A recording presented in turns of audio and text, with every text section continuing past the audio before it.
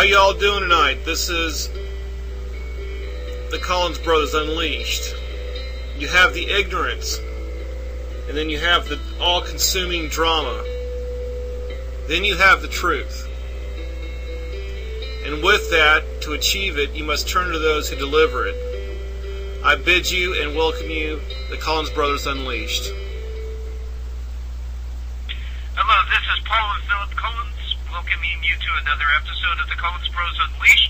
This week we are going to explore the secessionist movement and how the call for disunion is being used by the power elite to undermine national sovereignty and to introduce a new world order.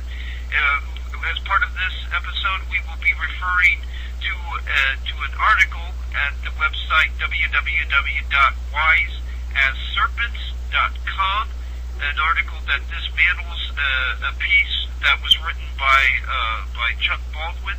So we really recommend that the listeners go to that site and look at that piece to kind of lay the groundwork for what we're going to go into tonight. But first, we'll take a critical look at some of the recent developments in the news. A recent Associated Press article by Barry Schweid entitled "Poll Isolationism Soars Among Americans" reveals just how unsuccessful the globalist power elite have been as of late in their attempts to condition the American public to reject national sovereignty and embrace the globalist concept of a one-world government. The December 3rd, 2009 article draws heavily from a poll conducted by the Pew Research Center. That poll, according to Schweid, found that a whopping 49% of Americans polled believe that America should, quote, mind its own business, unquote. Schweid informs us, quote, that's up 30% who said that in December 2002, unquote. Schweid also points out that the poll's findings, quote, appeared to conflict with President Barack Obama's activist foreign policy, including a newly announced buildup of 30,000 U.S. troops in Afghanistan to fight Taliban and al-Qaeda extremists, unquote. According to Schweid, the poll shows the majority of Americans actually supporting the idea of a drawdown in Afghanistan. Schweid writes, quote, only 32% of the poll responded favored increasing U.S. troops in Afghanistan, while 40% favored decreasing them, and fewer than half, or 46%, of those polled said it was somewhat or very likely that Afghanistan would be able to withstand the radicals' threats, unquote. Of course, the poll's results have drawn the attention of organizations that promote globalist ideas. One of those groups is the Council on Foreign Relations, an elite combine that is notorious for promoting globalist ideas. James N. Lindsay, the Director of Studies at the Council on Foreign Relations, felt a need to comment on the poll's results. Schweid elaborates, quote, it tells us that the President is sailing into a stiff wind, said James M. Lindsay, Director of the Studies at the Private Council of Foreign Relations. Unless he can produce obvious successes in Afghanistan and generally, he will find himself challenged, Lindsay said. Nearly half the public is worried the president is not tough enough in defending the interest of the United States generally, Lindsay said, unquote. This article basically illustrates just how prophetic the words of elitist H.G. Wells has become. In his 1933 book entitled The Shape of Things to Come, Wells sees globalization occurring in 3 cycles. The first 2 cycles, according to Wells, would end with a breakdown in the globalization process and the failure of the first 2 embryonic world governments, the League of Nations and the United Nations. But Wells was quick to assure his readers that the third and final cycle of globalization would be successful, and that an enlightened population would embrace the idea of a world government. 12 years later, however, Wells was not so optimistic. As he approached the end of his life, Wells began to see some of the many flaws that are inherent to elite management of the world, and realized that a world government was just not sustainable. Wells expressed his pessimism in his last book, the 1945 Mind at the End of Its Tethers. In that book, Wells wrote, quote, "Ours is a closed universe, yet we need something beyond it. Power is unsatisfactory," unquote. If power cannot provide salvation Wells seeks, then world government, which is the ultimate representation of worldly power, is most certainly unsatisfactory as a means of providing man with a worldly messiah. But the deluded power elite have conveniently ignored Wells' final words concerning the New World Order. They refuse to believe any assessment that holds that a New World Order is not sustainable. And that includes the words of their own thinkers, such as Wells. The elite are going to continue attempting to construct a New World Order, the warnings of failure notwithstanding. If they do not tread carefully, globalism could receive a fatal blow shortly after this century's first decade. And if that happens, there may not be a revival of the globalist idea until this century closes. Now, on to this week's topic. Well, as Paul previously mentioned, we'll be citing from a critique by a gentleman who maintains the website www.wiseasserpents.com. And I'd like to apologize to that gentleman in advance because I did not catch his name, nor could I find it. But at any rate, heretofore we'll just refer to him as the gentleman or the author of the website www.wiseasserpents.com. And on his website, he recently dismantled the claims of a Chuck Baldwin article entitled, "Is Obama Really Preparing for Civil War?" Now, for the record, we don't necessarily subscribe to or promote the work of the gentleman who maintains www.wiseasserpents.com. In some cases, this gentleman demonstrates a somewhat flawed understanding of deep politics and elite criminality. For instance, the gentleman occasionally portrays the global elite as monolithic, omnipotent, and unerring, a portrayal that is characteristic of sensationalism and conspiracy theory, and obviously even a cursory perusal of the literature over elite deviance does not support such a portrayal. The conspiracy is one of men, and as such exhibits all of the deficiencies and flaws inherent to the human condition. Now, that being said, the author of www.wiseasserpents.com does an absolutely outstanding job of dismantling the dubious claims of Baldwin's article. And for that, we tip our hats to the gentleman and say congratulations.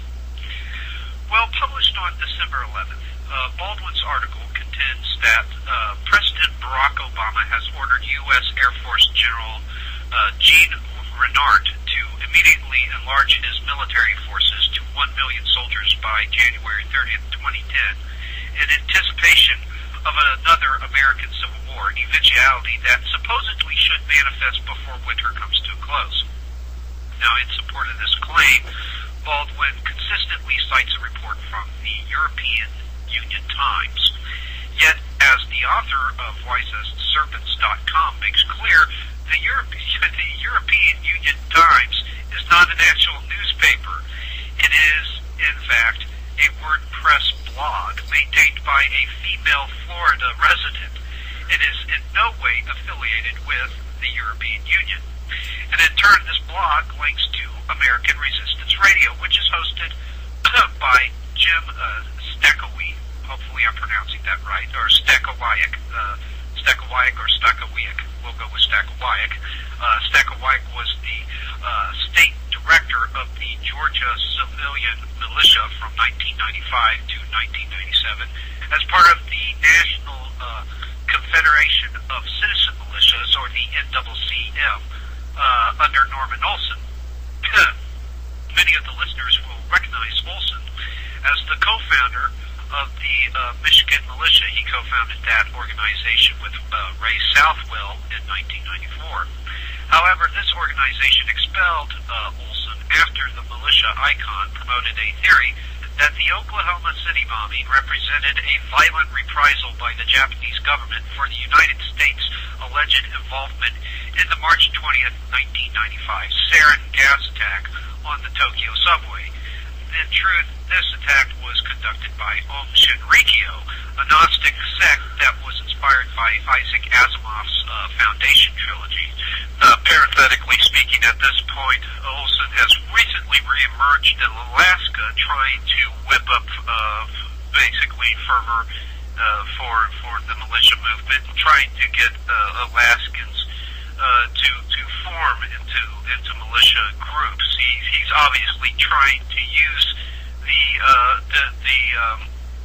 basically the secessionist fever that was begun by the Alaskan Independence Party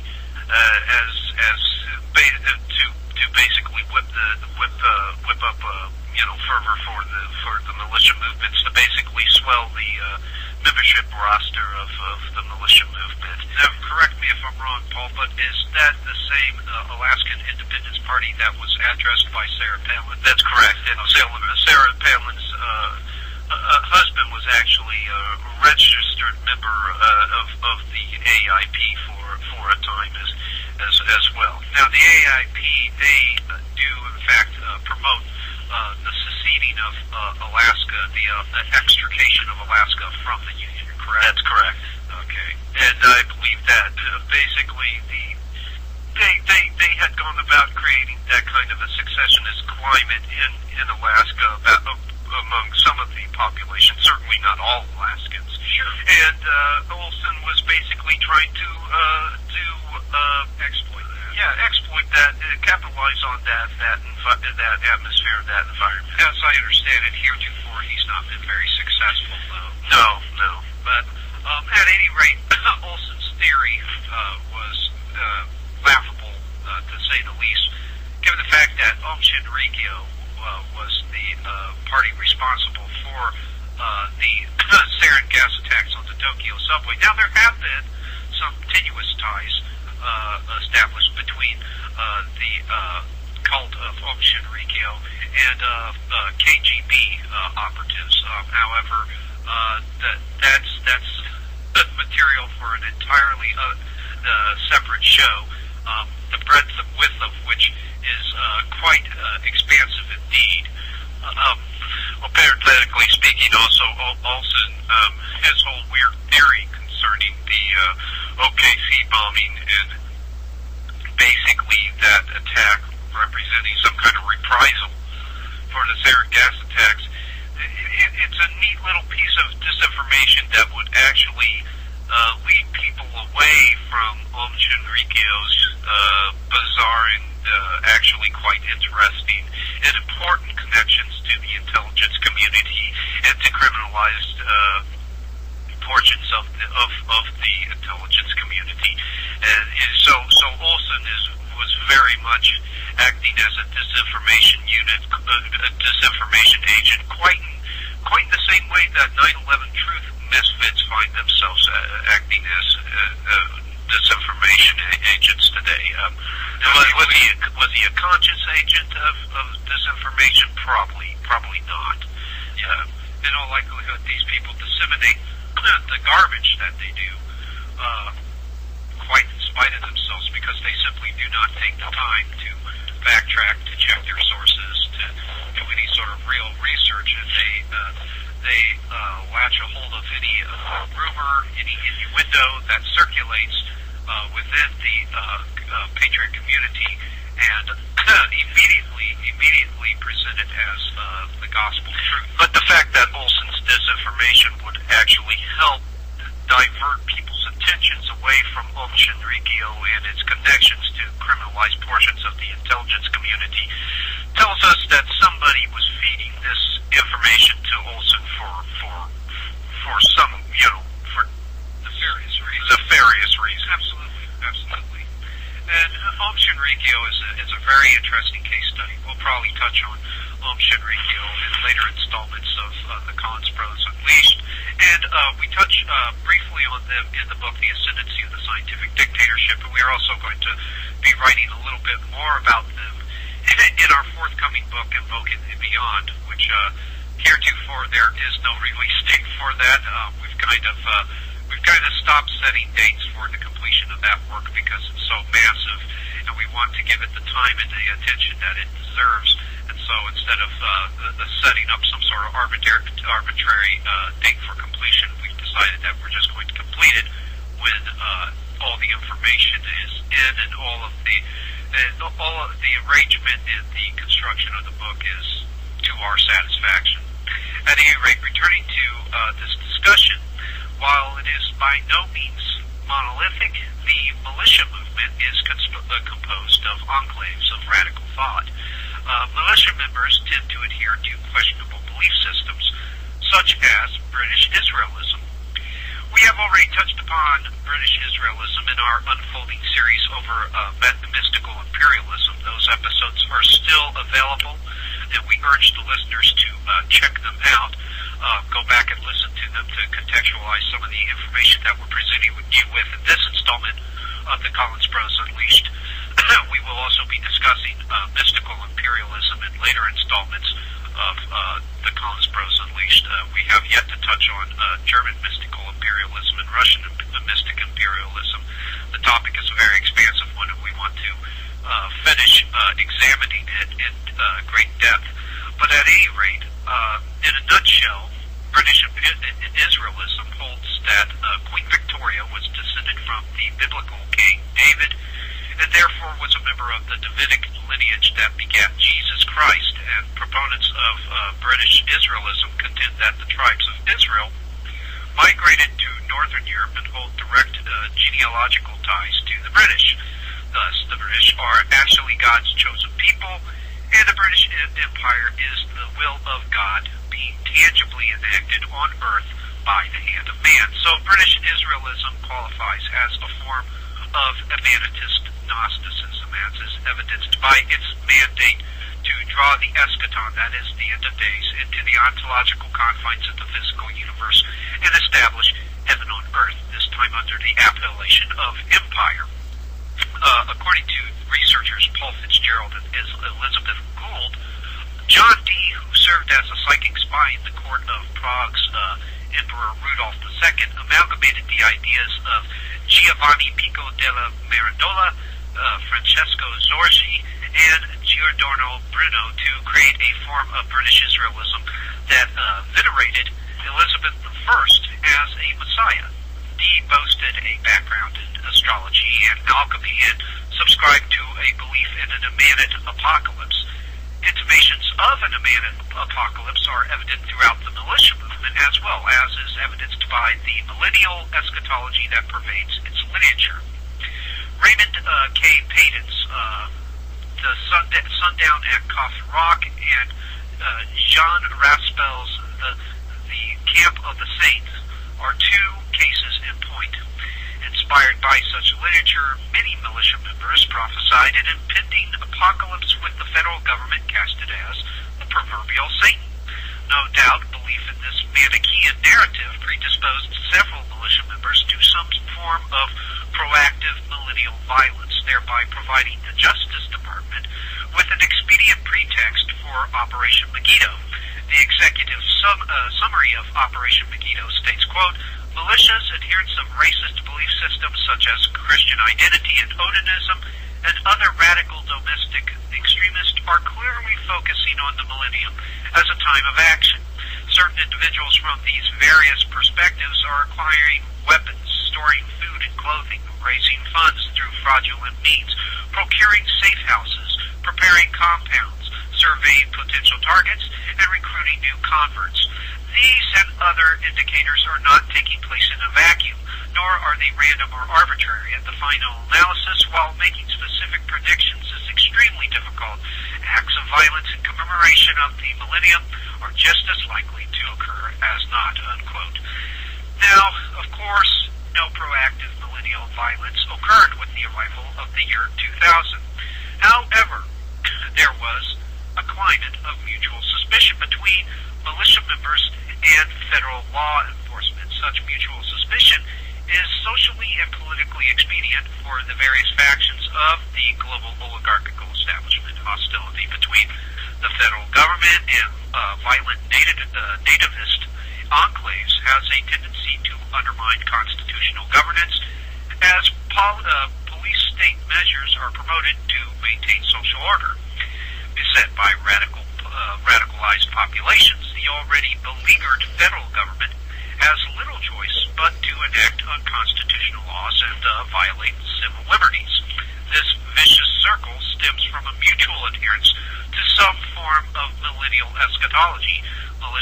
Members viewed the year 2000 as the year that totalitarianism would be enshrined. For instance, one of the chief pseudo-researchers venerated by the militia movement, Anthony J. Hilder, stated on his video Millennium 2000 that by the year 2000 we would be enslaved. It's unavoidable. It will occur.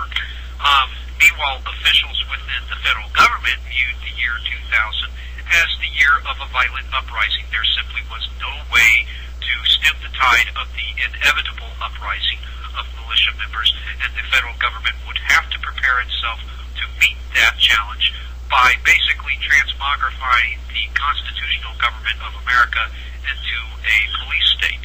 So you have this vicious circle stemming from that millennial eschatology to which both officials of the federal government and members of the militia adhered. Parenthetically speaking, also at this point, there is another reason that the militia movement is useful to the power elite, and it's not just in creating pretext for police state measures. By feeding these groups stories, anti-government propaganda that conveniently leaves out the power elite, which is basically a group. The global oligarchical establishment is a multinational fraternity that exists above government by supranational institutions. By feeding disinformation to these groups that paints the government in a bad light and leaves out the influence of the power elite and leaves out basically the fact that governments are a mixed bag and only a certain portion of the government is actually the puppet of the power elite. These militias can actually be turned into the enforcement arm, into a kind of militarized enforcement arm for the power elite, unwittingly so. Unwittingly so, they can become shock troops for the power elite. And a historical precedent for this actually exists. In France, in revolutionary France, the Jacobins were able to use the sans-culottes, which were basically urban workers in France, as their enforcement arm, or shock troops, and they were able to use them to basically neutralize any opposition and all of their competitors. And we have that same kind of possibility with different portions of the militia movement here in the United States. Militia movements that are fed theories that bring all the evils back to national governments, and these theories never mention the influence that the power elite has on the governments, and so basically the government and the government alone is presented as the enemy and therefore must be overthrown. And thus we have these proclivities towards anti-government anarchistic activism because of the misplacement of guilt, the misallocation of criminality to national governments, which, as George Washington made clear, government is merely force. That it's a morally neutral force, but it's just merely nothing more than an impersonal force with no real moral compass except for that which is provided for it by those who govern. So it's very erroneous to say that government is the source of all ills, of all woes, when in fact some form of government is necessary to maintain social order, is necessary to protect the liberties of its citizenry. But in casting the government as the veritable Manichaean devil, the militia movement is actually serving the interest of the supranational elite, because the supranational elite wish to see the dissolution of all national governments so that they may be amalgamated into a single global government under their overarching authority. These short-sighted populist idiots that make up the militia movement never ask themselves what will fill the power vacuum following the overthrow of the governments, of national governments. And the truth of it is that an entity that is representative of the global oligarchical establishment, this virtual state, this virtual state made up of the hidden aristocracy, will basically take the place of national government. Could you define that term, virtual state, really quick, Paul? Virtual state basically comes from the CIA analyst Philip Bobbitt. It's to describe an entity, a hidden nation that has no geographic boundaries. It does not. There's no clear geographical demarcations for the state. There's no clear locus of power for the state. You couldn't point to it on a map. You couldn't pinpoint its capital. Its topography fluctuates, and it's really more so. It's more so is that the reason why it's called a virtual state? Because it's called a virtual state for that reason, but also because it has many. While it lacks geographical boundaries, it still has machinations and basically components that resemble a traditional state. It has its own military. It has its own retirement kind of plan. It has its own economy, and the global oligarchical establishment could be classified as a virtual state. And the global oligarchical establishment will come to rule when the power vacuum, if a power vacuum were to be created by the violent overthrow of national governments by the militias. Ominously enough, doesn't Bobbitt use the term virtual state in reference to terrorist organizations? That's correct. So that very ominous commonality is shared by the power elite and terrorism. In fact, that could be why you have individuals like bin Laden being connected so closely to those who occupy the halls of officialdom, higher government officials and what have you. I mean, the bin Laden family was actually quite a wealthy aristocratic family. Well, actually, the bin Laden family is part of the Saudi Arabian contingent of the global oligarchical family. This is, the 9/11 Truth Movement tries to portray this guy as just some kind of marginalized fanatic hiding out in a cave, but the truth of the matter is that he came from a very wealthy Saudi Arabian family that had a very successful contracting company tied to the Bush family, tied to the Carlyle Group, tied to several different defense contractors here in the United States. And so it's in an examination of bin Laden's background that one will find incriminating evidence leading to the actual power elite. That's correct.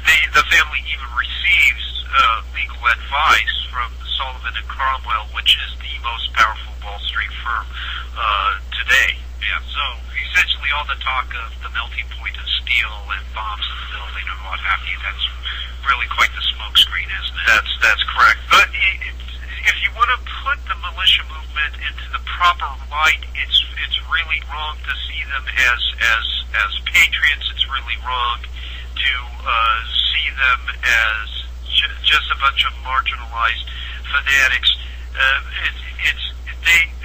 It's probably the most accurate way of seeing them is as the sans-culotte of the power elite, of the modern Jacobins. Yeah, the modern, they are the modern day sans-culotte, and the power elite are the modern day Jacobins,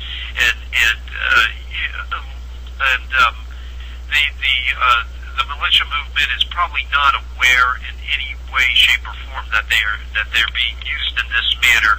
Well, sadly enough, and I know how this sounds, but I don't think that any of them have the aptitude or the intellectual prowess to discern that. Well, we'll see if that proves to be true with the response to this particular program. Right, absolutely. Well, before we proceed any further, we'd like to at this moment thank our sponsors, Suke Kochi's Martial Arts and Ninja Gear. Suke Kochi's Martial Arts and Ninja Gear offers the finest selection of martial arts equipment, from broadswords to grappling hooks to uniforms, instructional books, cassettes, and tapes. Suke Kochi's Martial Arts and Ninja Gear offers all of the finest products for your martial arts needs, and we thank Suke Koji for his gracious sponsorship. We'd also like to, at this moment, take the time to thank Bert Mills, who is the producer of our show and provides us with this platform. Bert Mills is just an outstanding individual, and his contribution to disseminating this information is absolutely invaluable. We can't thank Bert enough. We owe him a debt of gratitude that hopefully one day we'll fully repay. We'd also like at this moment to let listeners know about our book, The Ascendancy of the Scientific Dictatorship, an examination of epistemic autocracy from the 19th to the 21st century. You can find a copy of it at Amazon.com. You just enter the title in the search engine, and you should be taken directly to the official page for the book. And you want the 2006 book search edition, not the 2003 iUniverse edition. The 2006 book search edition is expanded and revised and has twice the information and brand new pieces of information as well. And several of the predictions that were made in that book are actually coming to pass. So you might want to check out The Ascendancy of the Scientific Dictatorship. You can also check out some of our writings on the World Wide Web at Terry Melance's outstanding Conspiracy Archive website. That's at www.conspiracyarchive.com. Simply go there, click on the commentators link. A list of the contributing authors will come up. You'll see Paul and my name there, and you simply click on that link, and you'll be taken to the most comprehensive collection of all of our articles on the World Wide Web. And we are very grateful to Terry for supplying us with that platform. Terry's a great friend. Terry, of course, authored the outstanding book Perfectibilis, the 18th century order of the Illuminati. This book is the quintessential book on the Illuminati. It dispels all of the myths, completely, totally dismantles all of the conspiracy theories, and sticks to nothing more than pure 100% historical fact. There is no better book on the Bavarian Illuminati than Perfectibilis, and we highly recommend that the listeners check out that book as well. Well, returning to our conversation, as we mentioned earlier, this vicious circle of mutual suspicion between the militia and the militia movement and the federal government stems from a mutual adherence to some form of millennial eschatology. Fraudulent eschatology is promulgating a similar climate of mutual suspicion today. The year 2012 has been imbued with mystical significance by several pseudo-researchers venerated by the 9/11 truth movement, such as David Icke and Michael Tsarian. The eschatological sensationalism of director Roland Emmerich's film has only reaffirmed the apocalyptic presuppositions of many 9/11 truth adherents. Confrontations between 9/11 truthers and law enforcement are becoming increasingly common. One of the leading instigators of this belligerence towards law enforcement is 9/11 truther and conspiracy profiteer Alex Jones.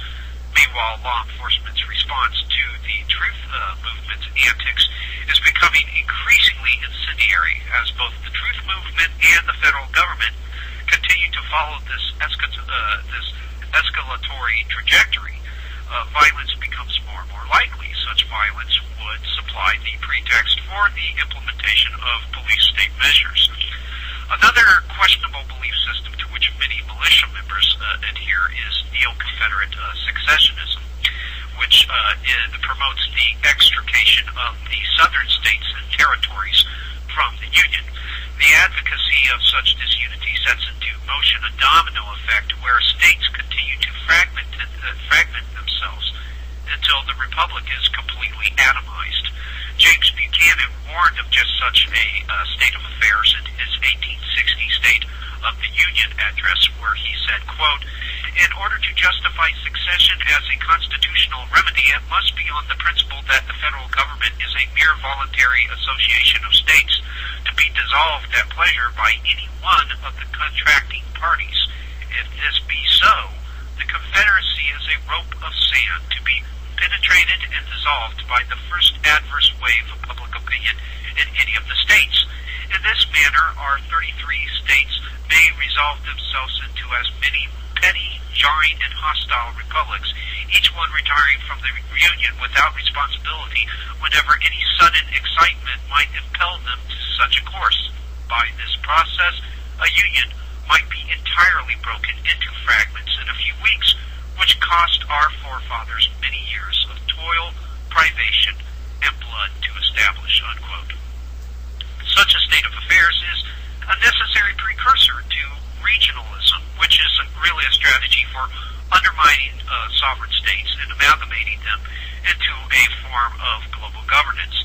In the article entitled Regionalism and Nationalism, author N.S.B. Gross wrote, quote, "The direct effect of regionalism may be to make the state weaker politically but stronger economically and socially, or the region, looking to regional convenience, may make new alignments leading to the creation of new states or to international states, European, American, and so on, or ultimately to a world state," unquote. So there we have again the theme of constant fragmentation and atomization of nation states to the point where they become little more than provinces that can be amalgamated under an overarching global government. In his book, Geoeconomic Regionalism and World Federalism, Maurice Parmelli was even more blunt in pointing out how regionalism erodes national sovereignty. Parmelli stated, quote, "There can be no permanent peace so long as each nation retains its sovereignty. There can be no effective world organization to solve the economic and social problems of mankind so long as the nation is the unit of organization. The region, limiting national sovereignty and furnishing a suitable unit of organization for a world federation, is a practicable solution," unquote. So here we have Parmelli promoting the region regionalization as a means of actually limiting national sovereignty. Now, whether he realizes it or not, the neo-Confederate facilitates regionalism. And not surprisingly, Chuck Baldwin himself harbors neo-Confederate propensities. Baldwin has written the following, quote, "I believe the South was right in the war between the states, and I am not a racist, and I invite anyone to ask any of the numerous members of minority races that attend my church to verify that. Neither do I believe that the leaders of the old Confederacy were racist. In fact, I hold such men as General Robert E. Lee and General D.J. Stonewall Jackson in the highest regard," unquote. No doubt Baldwin's neo-Confederate propensities constituted a major motivating factor in the writing of his article, Is Obama Really Preparing for Civil War? Evidently, Baldwin believes that another secession from the Union is justified and need not be associated with racist ideologies. However, Baldwin has not done his homework.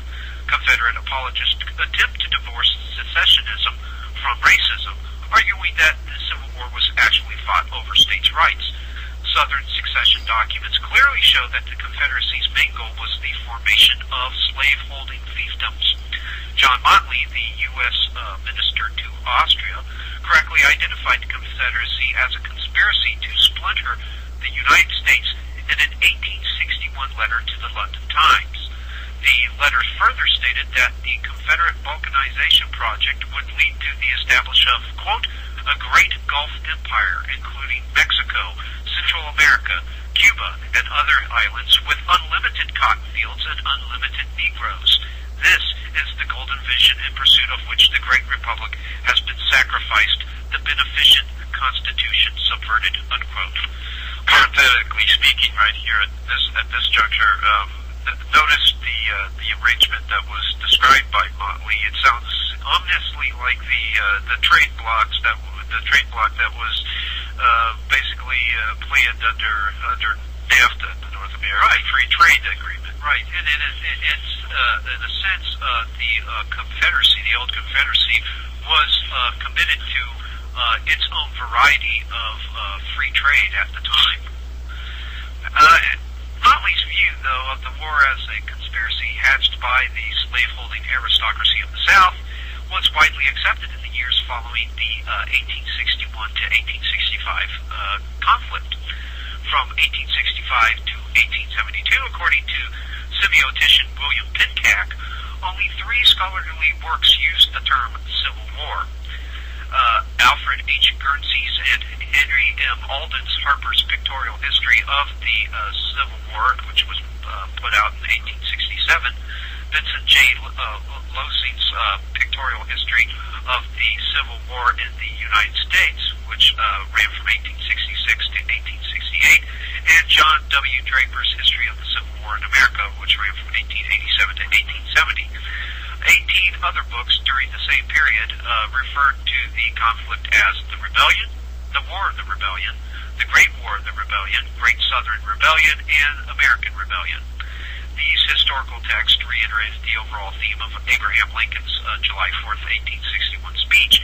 In that speech, Lincoln classified the secession as a rebellion, thus rejecting any notion of legitimacy or legality on the part of the Confederacy. Confederate revisionists preferred the term Civil War because it implied that both parties were equal in legality and legitimacy. According to Pincack, Southerners also preferred the term war between the states because it implied, quote, instead of being a struggle for mastery between 2 units within the same sovereign state, 2 sovereign states or collections thereof were fighting war, and that one of the parties was trying to violate the legitimate rights of the other by denying its independence, unquote. The Confederacy was neither sovereign nor independent. The southern states were part of a larger nation that was being ripped apart by a slave power conspiracy that wanted to basically subsume the whole nation under their slaveholding fiefdoms. Furthermore, the terms Civil War and war between the states also implied that the war was not premised upon slavery, upon the issue of slavery, but was premised upon the issue of states' rights instead. What is often ignored, however, is the fact that the Confederacy was only interested in the issue of states' rights and sovereignty insofar as it related to slavery. Southern apologists have claimed that slavery was a, quote, benevolent and civilizing institution which only became an issue as Northerners began to threaten it, unquote. However, this begs an important question. If slavery was an inherently good institution, why not fight for it rather than states' rights? States' rights and sovereignty were merely pretexts for secession and the establishment of slave-holding fiefdoms, euphemistically referred to as Confederate republics. The violence and corruption of the Reconstruction era led to a weakening of the moral authority and the role of the Republican Party by the mid-1860s. 1870s scandals during the Grant presidency resulted in a union between liberal Republicans and conservative Southern Democrats that wished to see Horace Greeley win his 1872 bid for the White House. In 1877, Republican President Rutherford B. Hayes was able to get the Democrats to accept his questionable election victory by pulling the remaining federal troops out of the South, allowing white Southerners to engage in domestic terrorism against the disenfranchised blacks with little or no oppositions. While it was in this political and social climate that a softer, gentler, and kinder portrait of the Confederacy began to emerge. As a climate of terminological diversity arose, the terms Civil War and war between the states began gaining ground. Resistance began to rise against the use of the term rebellion because it implied that the Confederacy was illegal, illegitimate, and even treasonous insurgency. One of those who refused to recognize the Confederacy's traitorous nature was ex-Confederate President Jefferson Davis. In his 1881 history entitled The Rise and Fall of the Confederate Government, Davis wrote that he, quote, heartily repudiated and condemned, calling the war the rebellion, unquote. In Confederate rebellions, Davis wrote, the term rebels being ascribed to Confederates. Davis wrote, quote, a sovereign cannot rebel and sovereign states cannot be in rebellion, unquote. In the 1890s, two Confederates used the term Civil War for the first time. One book was authored by an obscure Missourian, and the second book was entitled From Manassas to Appomattox, Memoirs of the Civil War Era, was written by ex-Confederate General James A. Longstreet. According to Pintack, the term Civil War took, quote, a decisive lead in the nomenclature sweepstakes, unquote, during the decade from 1901 to 1911. State Commander John M. Woods recognized the revisionism for what it really was. And in a 1915 speech to the Grand Army of the Republic of Massachusetts, Woods stated that, quote, the men and papers that shape public opinion in the South, and women as well, are leaving no stone unturned to blot out the words civil and rebellion in all official papers, school books, and histories relating to the War of 1861 to 1865, and call it officially the war between the states, unquote. According to Woods, the Southern social engineers were actually lying, misleading people about the issue of states' rights, and were intentionally ignoring the fact that, quote-unquote, human slavery was the cause. Woods further stated, quote, no fair historian can find the slightest justification for secession and treason. The just penalty of the latter is death, unquote. Thus, Southern apologists are guilty of semiotic deception.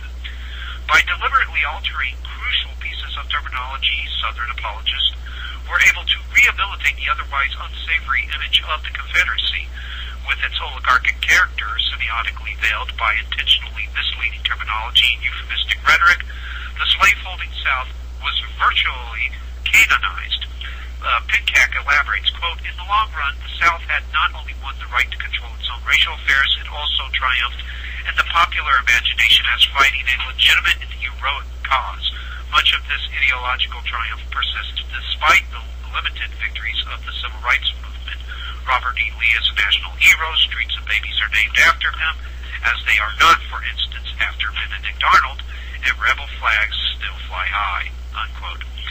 In reality, the Confederacy and slavery were inextricably linked. In its declaration of the immediate causes which induce and justify the secession of South Carolina from the Federal Union, South Carolina, the first state to secede, stated, quote, an increasing hostility on the part of the non-slaveholding, that is to say, northern states, of this institution of slavery has led to a disregard of their obligations. They have denounced as sinful the institution of slavery. They have encouraged and assisted thousands of our slaves to leave their homes through the Underground Railroad. A geographical line has been drawn across the Union, and all the states north of that line have united in the election of a man to the high office of President of the United States, Abraham Lincoln, that is, whose opinions and purposes are hostile towards slavery. He is to be entrusted with the administration of the common government because he has declared himself that government cannot endure permanently, half slave, half free, and that the public mind must rest in the belief that slavery is in the course of ultimate extinction. The slaveholding states will no longer have the power of self-government or self-protection over the issue of slavery, unquote. So there we see quite transparently that South Carolina was extricating itself from the Union, not because of states' rights, but because of the issue of slavery and because their perceived state right to such an institution. After seceding, South Carolina called upon its fellow southern states to join in the secession, and in its address of South Carolina to slaveholding states, the state explained why it was seceding and said, quote, "We are dissolving a union with non-slaveholding Confederates and seeking a confederation with slaveholding states. Experience has proved that slaveholding states cannot be safe in subjection to non-slaveholding states. The people of the North have not left us in doubt as to their designs and policy. United as a section in the late presidential election, they have elected as the exponent of their policy one Abraham Lincoln, who has openly declared that all states of the United States must be made free states or slave states. In spite of all disclaimers and professions, that is to say, measures such as the Corn Amendment, written to assure that the southern states that Congress would not abolish slavery, there can be but one end by the submission by the South to the rule of a sectional anti-slavery government at Washington, and that end, directly or indirectly, must be the emancipation of the slaves of the South.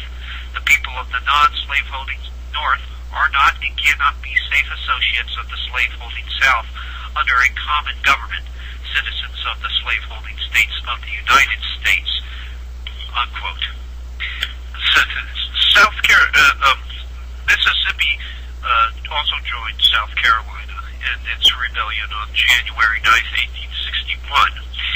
And in a declaration of the immediate causes which induced and justified the secession of the state of Mississippi from the federal union, Mississippi declared, quote, "Our position is thoroughly identified with the institution of slavery, the greatest material interest of the world. A blow at slavery is a blow at commerce and civilization. That blow has been long aimed at the institution and was at the point of reaching its consummation. There was no choice left to us but submission to the mandates of abolition or a dissolution of the Union, whose principles had been subverted to work out our ruin. That we do not overstate the dangers to our institutions, that is slavery. A reference to a few facts will sufficiently prove.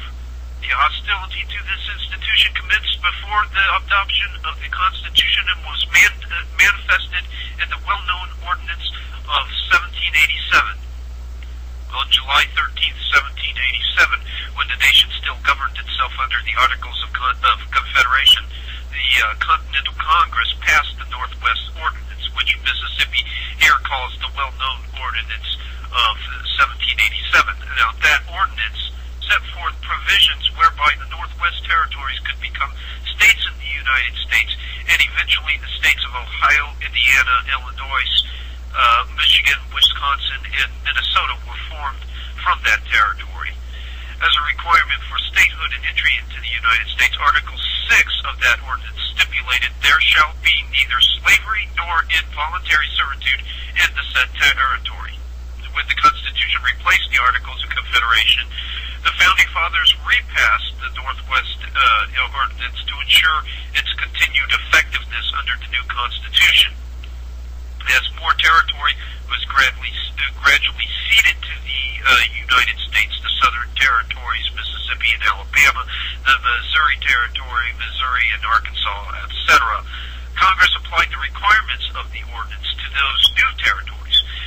Mississippi had originally entered the United States under the requirement that it not allow slavery, and it is here objecting not only to that requirement of its own admission to the United States, but also to that requirement for the admission of other states.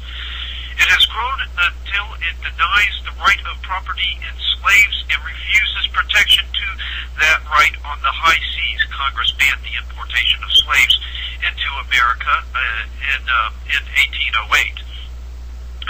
In the territories, in the Northwest Ordinance of 1789, the Missouri Compromise of 1820, the Compromise of 1850, and the Kansas-Nebraska Act of 1954. And wherever the government of the United States had jurisdiction, it advocates Negro equality socially and politically. We must either submit to degradation and to the loss of property, i.e. slaves, worth $4 billion of money, or we must secede from the Union framed by our fathers to secure this as well as every other species of property, unquote. Now, at the Virginia Secession Convention, Mississippi's delegate Fulton Anderson announced that Mississippi had unanimously approved a document, quote, setting forth the grievance of the Southern people on the slavery question, unquote. The third state to secede, Florida, also emphasized slavery as the driving force behind secession. In the January 7, 1861 preliminary resolution prior to secession, Florida's Confederates stated, quote, all hope of preserving this union upon terms consistent with the safety and honor of the slaveholding states has been finally dissipated by the recent indications of the strength of the anti-slavery sentiment in the free states, unquote. Alabama joined the rebellion on January 11, 1861. In an ordinance to dissolve the union between the state of Alabama and the other states united under the compact styled the Constitution of the United States, Alabama denounced, quote, the election of Abraham Lincoln and Hannibal Hamlin to the offices of President and Vice President of the United States by a sectional party, the Republicans, avowedly hostile to the domestic institutions, slavery, and to the peace and security of the people of the state of Alabama, unquote. In a declaration of the causes which impelled the state of Georgia to secede from the federal union, January 29, 1861, Georgia pointed to the anti-slavery stance of Lincoln and the Republicans as a major motivation for secession. The declaration stated, quote, a brief history of the rise, progress, and policy of anti-slavery and the political organization into whose hands the administration of the federal government has been committed, i.e. the Republican Party, will justify the pronounced verdict of the people of Georgia in favor of secession. The party of Lincoln, called the Republican Party under its present name and organization, is of recent origin. It is admitted to be an anti-slavery party. The prohibition of slavery in the territories, hostility to it everywhere, the equality of the black and white races, disregard of all constitutional guarantees in its favor were boldly proclaimed by its Republican leaders and applauded by its followers. The abolitionists and their allies in the northern states have been engaged in constant efforts to subvert our institutions, i.e. slavery. So as these excerpts make clear, the cause of secessionism in the South cannot be divorced from the racist motives that birthed it. While Baldwin claims that he's not a racist, support of the South constitutes support for the Southern vision of a collection of slaveholding fiefdoms. Not surprisingly, racist themes pervade the literature of militia movement of the various factions of the militia movement. For instance, the book by Raspel again, the Camp of Saints, it provides a perfect example. The book's narrative involves, quote, an invasion of the white Western world by a fleet of starving, dark-skinned refugees, unquote. The Campus Saints was a major inspiration for John Tanton, a population control advocate, radical environmentalist, and the founder and financier of 13 immigration restriction organizations. Paul and I discuss him at length in the book, The Ascendancy of the Scientific Dictatorship. Among one of the organizations that were founded and or financed by Tanton is the Federation for American Immigration Reform, or FAIR, which received funding from the Pioneer Fund. The Pioneer Fund finds its proximate origins with Wycliffe Draper. Draper was born in Massachusetts in 1891, the product of a mixture of old Kentucky and Puritan blood. Draper was convinced that his family tree constituted a superior stock of humanity and that it should be considered the true Americans. In the 1920s, Draper inherited a multi-million-dollar textile fortune after attending the Nazis' International Congress for the Scientific Investigation of Population Problems in 1935 in Berlin.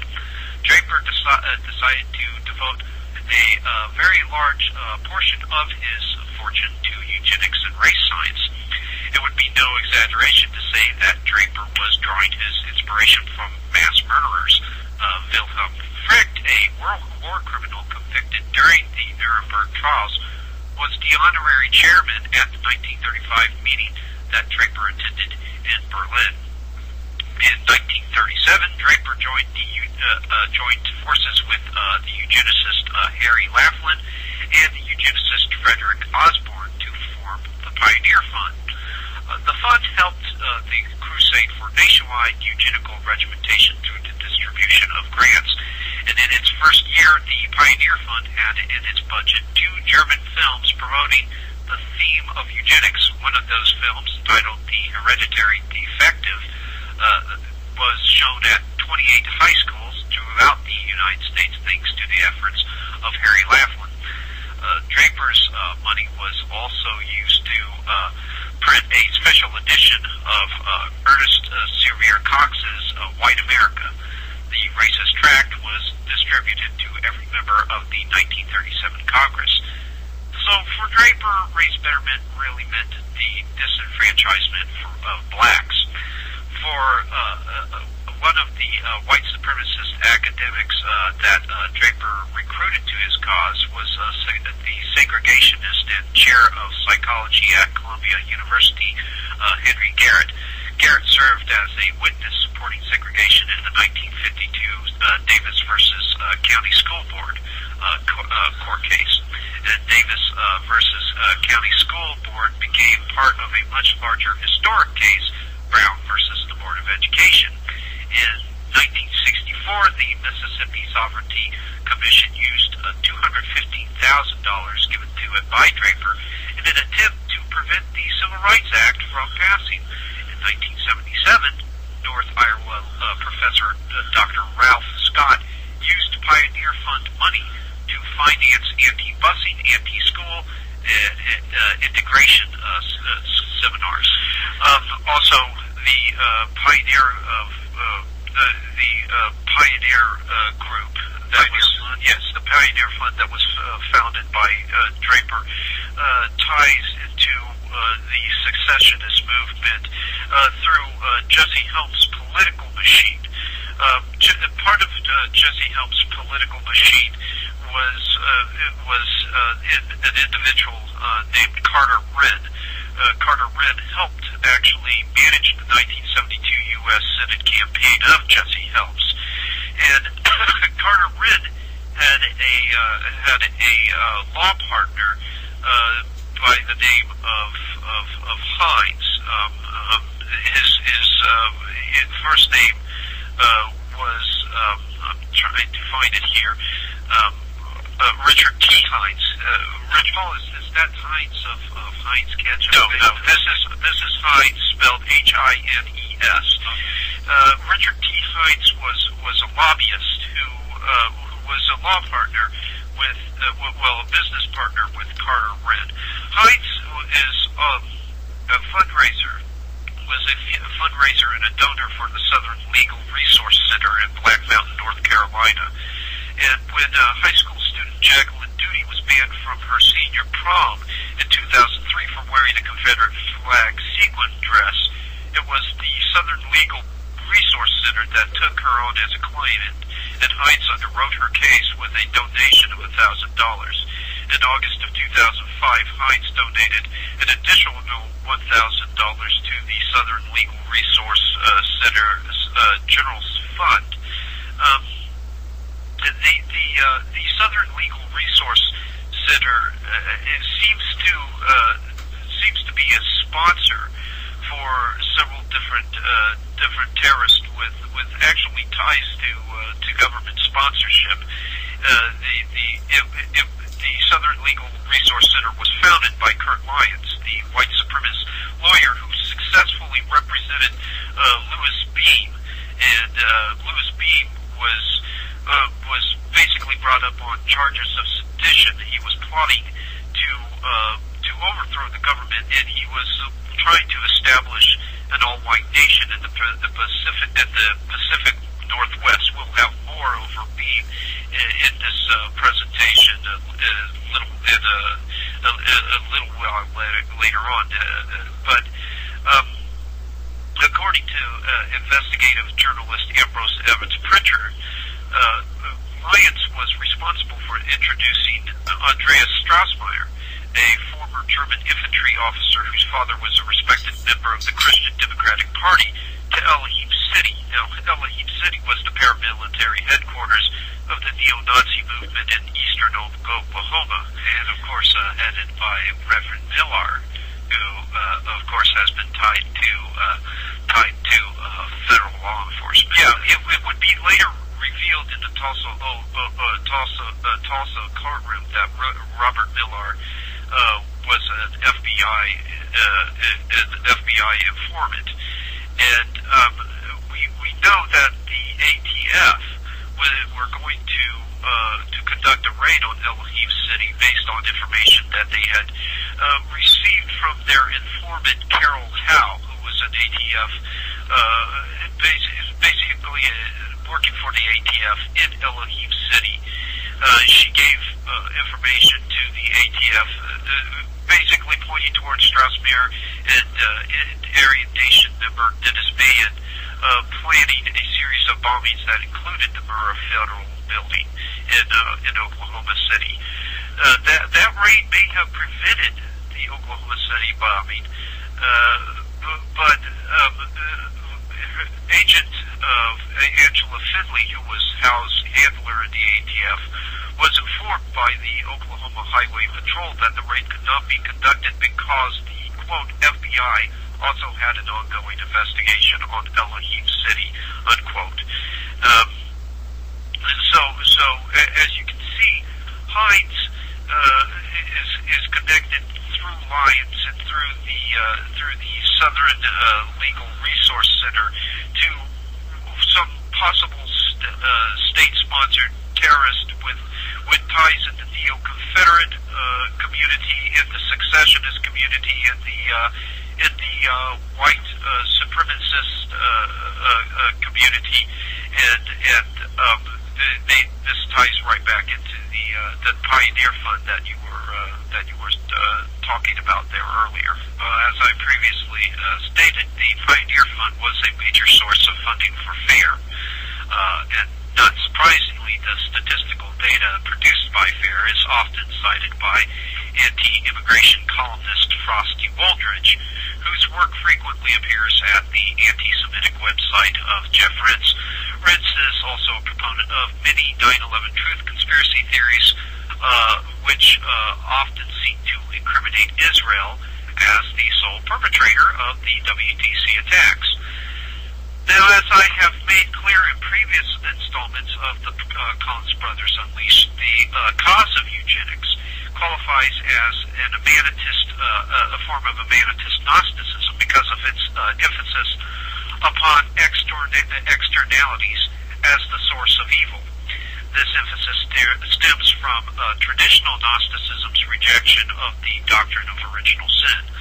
For the traditional Gnostic, the ontological confines of the physical universe are inherently evil because they separate the pneuma of man from the divine pneuma. Thus, humanity finds itself in a perpetual state of alienation. You'll recognize that theme of alienation reiterated ad nauseum by later Manetist Gnostics such as Karl Marx, who himself, many have postulated, was a self-loathing Jew, or a Hofjuden, a Jew who actually hated other Jews, as is evidenced by his book, A World Without Jews.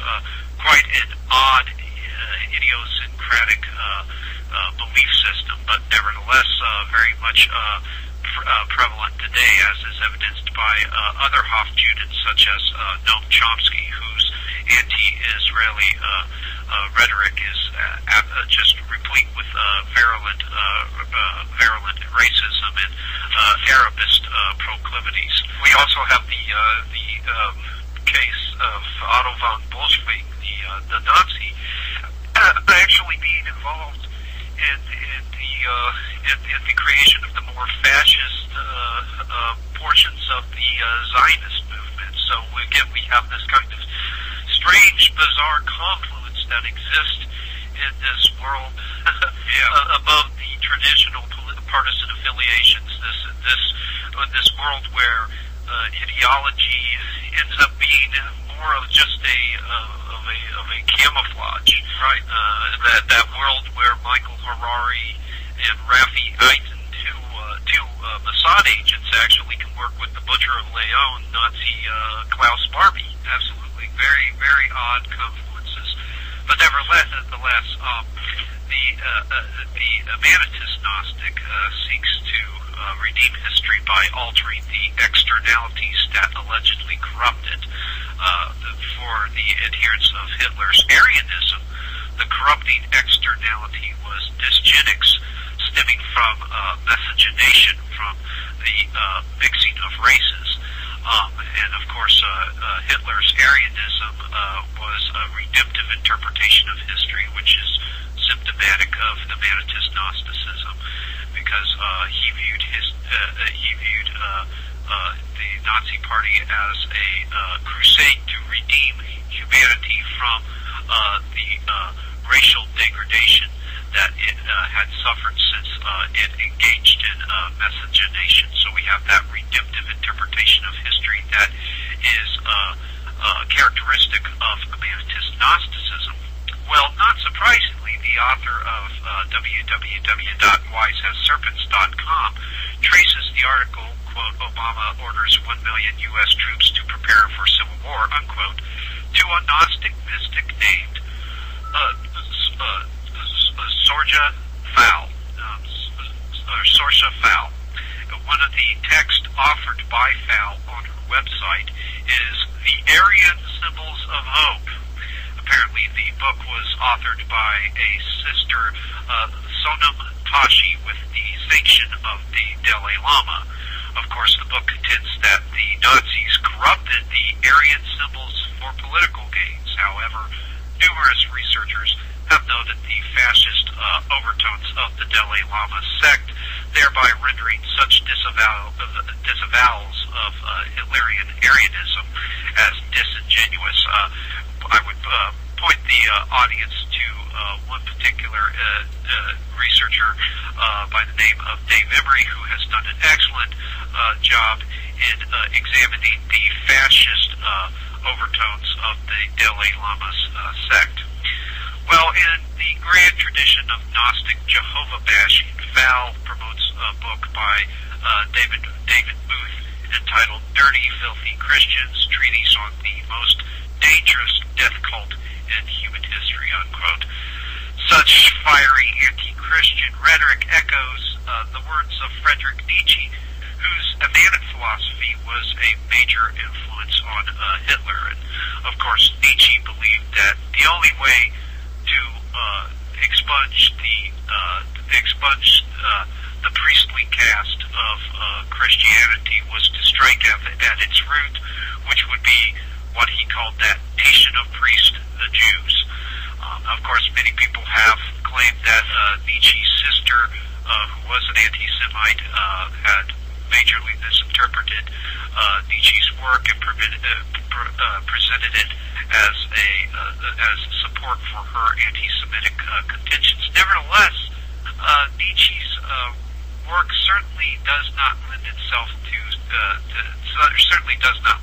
to any real defense of the Jew. And all ideas have their consequences, and when you have this virulent hatred for what he called the priestly caste, then one must suppose that that includes just about all religious sects, including Judaism. So evidently these attempts to divorce Nietzscheism from Nazism are not quite as salient as one might believe.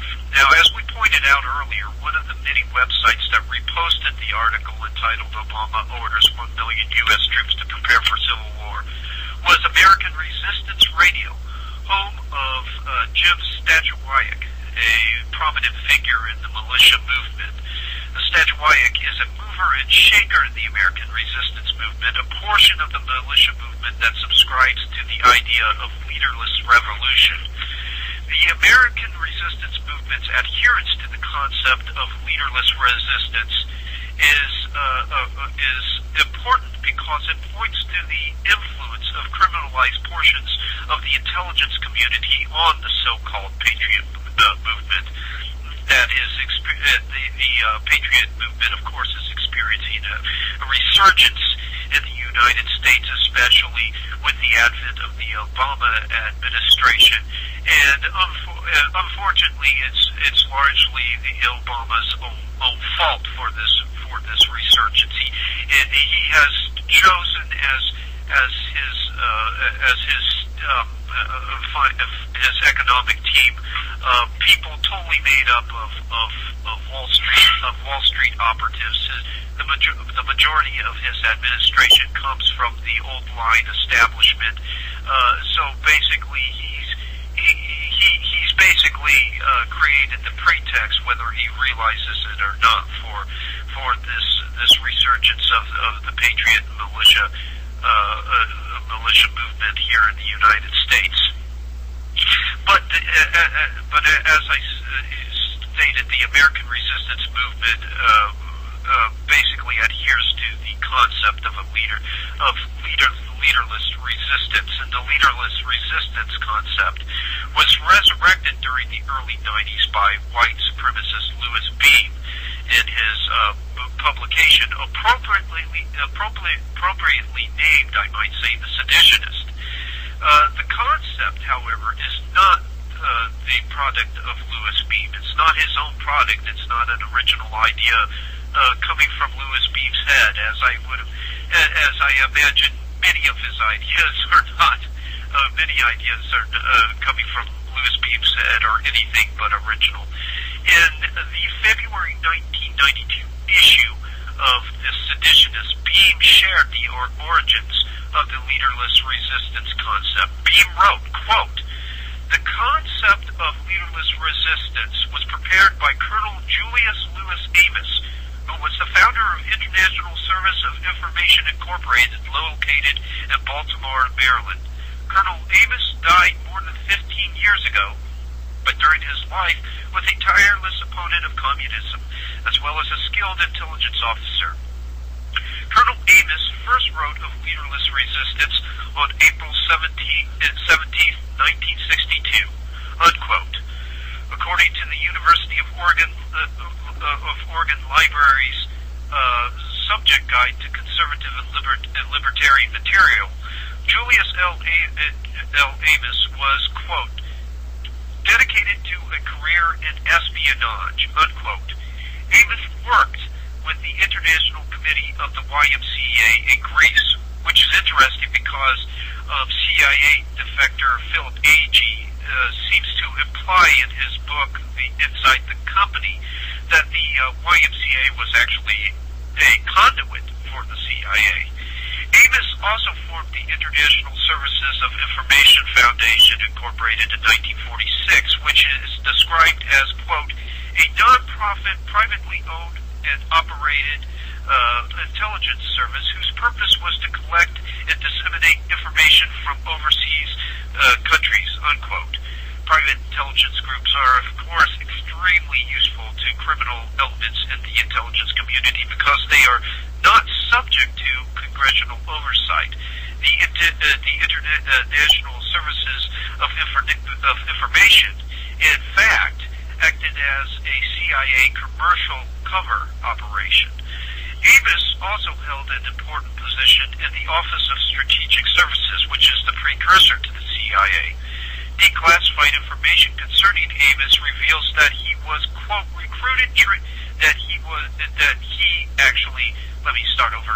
Declassified information concerning Amos reveals that he, quote, recruited, trained, and launched numerous teams of assassins that carried out hits on various targets all over North Africa, South Europe, Southern Europe, Switzerland, Spain, and Portugal, unquote.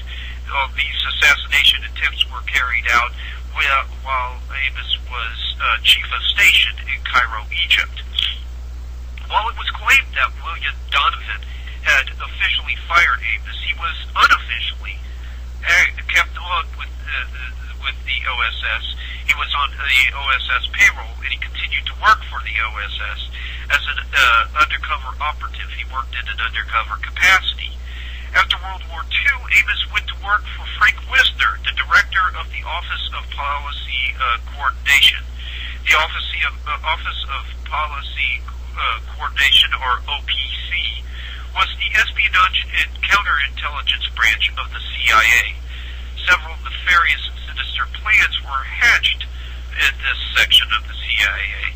Now, some of those plans included Operation Mockingbird, which was a program to basically transform American media organs into propaganda outlets for the CIA. It was an attempt by the CIA to actually control America's media outlets. And another program was Operation Bloodstone, a program which recruited several Nazis for use in the covert war against the American power elite's primary competitors, the Soviet Union. Needless to say, the Office of Policy Coordination's questionable activities drew heat from national security and law enforcement organs. Even J. Edgar Hoover referred to the OPC as, quote, Wisner's gang of weirdos, unquote. And Hoover began investigating this particular CIA branch. And this led to attacks from Joe McCarthy, who received information from Hoover concerning the OPC. And Hoover also fed McCarthy information concerning an affair that Wisner had with Princess Karaja of Romania during World War II. Hoover believed Princess Karaja to be a Soviet agent or a communist agent of some sort. And McCarthy then went on to basically investigate the OPC and investigate the CIA, and told Dulles privately that, quote, CIA was neither sacrosanct nor immune from investigation, unquote. And at this point it was basically decided that the senator's attempts at scrutiny had to be neutralized. So Dulles turned to James Eagleton, who was the counterintelligence chief at the CIA, to accomplish this neutralization. Eagleton used one of Wisner's first hires, James McCarter, to pass disinformation to McCarthy and his staff that would then later be used to discredit the senator's investigations. This effort prevented McCarthy from destroying Wisner's enclave at the CIA. This is the milieu that Julius Louis Amos inhabited, and it's from whence he quite possibly drew the inspiration for his writings over the leaderless resistance concept. Now, the concept is basically presented as an alternative to the leadership structure in underground movements. Leaderless resistance calls for political activism that is autonomous and built around ideology as opposed to some charismatic leader.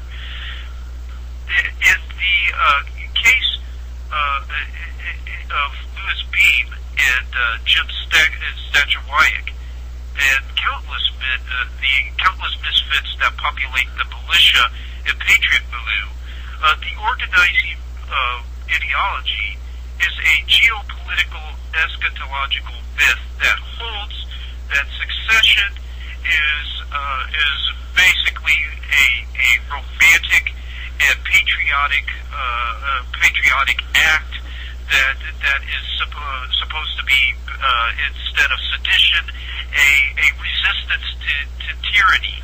It's basically held as being synonymous with Thomas Jefferson's ideas of resistance to tyranny. Here the invocation of the term myth is by no means to be associated with myth in the transcendent or traditional sense. Instead, it's to be associated with the Sorrellian myth, the social myth as it was conceived by George Sorel. And the social myth, according to George Sorel, basically conjures up an image of a potential future within the minds of those exposed to the myth. And in many instances, such as the case of Marxism and other variants of socialism, the image evoked is by the social myth is utopian in character.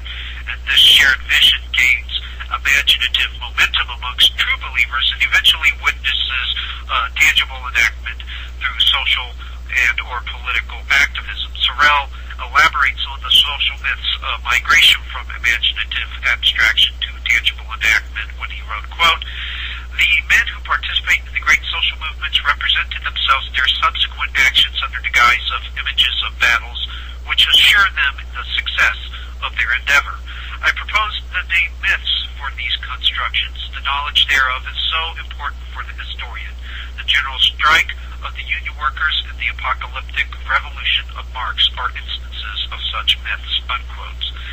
So, as adherents to social myths, both modern secessionist and historical Marxist constitute schismatic elements that can weaken and fracture the sovereign state. Marxist revolutionaries could not pinpoint the indeterminate juncture in history where the state would wither away, and likewise neo-Confederates and secessionists cannot pinpoint the indeterminate juncture in history where secession will end.